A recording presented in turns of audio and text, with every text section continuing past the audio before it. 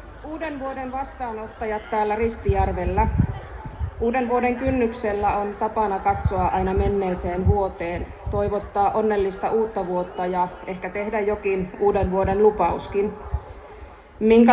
Minkälaista tulevaa vuotta juuri sinä toivot? Minkälaisia lupauksia tai ehkä tavoitteita uudelle vuodelle asetat? Tässä yhteydessä voisi tarkastella mennyttä vuotta kunnan näkökulmasta haastavana ja työntäyteisenä, erityisesti talouden näkökulmasta ja tapahtuneiden henkilöstövaihdosten vuoksi. Mieluummin suuntaan kuitenkin katseeni tulevaisuuteen, uskoen vakaasti siihen, että pitkälle tulevaisuuteen suuntaavat päätökset antavat uskoa ja toivoa myös tulevaan vuoteen. Usein kun tarvitaan sitä huovislaista kaukoviisautta, eikä niinkään sitä imelintä viisauden lajia, sitä jälkiviisautta, joka kahtoo taaksepäin. Tuleva vuosi tulee jälleen olemaan merkittävä Ristijärven historiassa. Vuoden alussa valitsemme uuden kunnanjohtajan ja uusi sivistyspäällikkö aloittaa virassaan.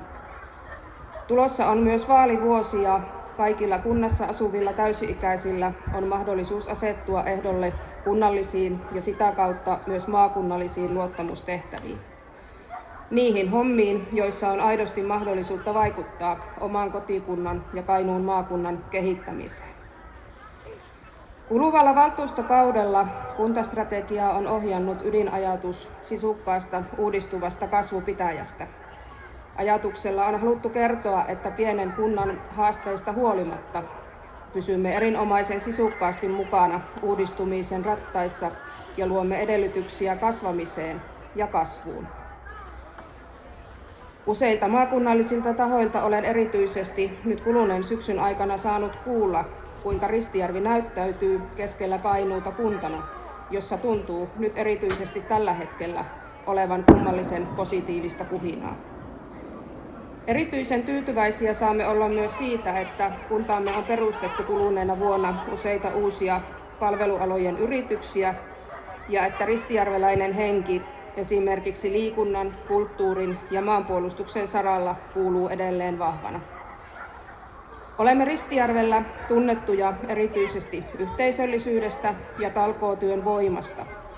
Siitä on osoituksena myös tämä uuden vuoden tapahtuma, josta suuri kiitos 13 tapahtumaa tukeneelle ja järjestelyissä mukana oleville yhdistyksille. Pidetään edelleen lujasti kiinni tästä yhteisöllisyyden voimavarasta, mutta ollaan samalla avoimia myös Ristijärven ulkopuolelta tuleville näkemyksille ja kokemuksille. Yksin emme pärjää, yhdessä olemme aina vahvempia. Omasta ja Ristijärven kunnan puolesta toivotan teille kaikille erinomaisen hyvää ja menestyksekästä uutta vuotta 2025.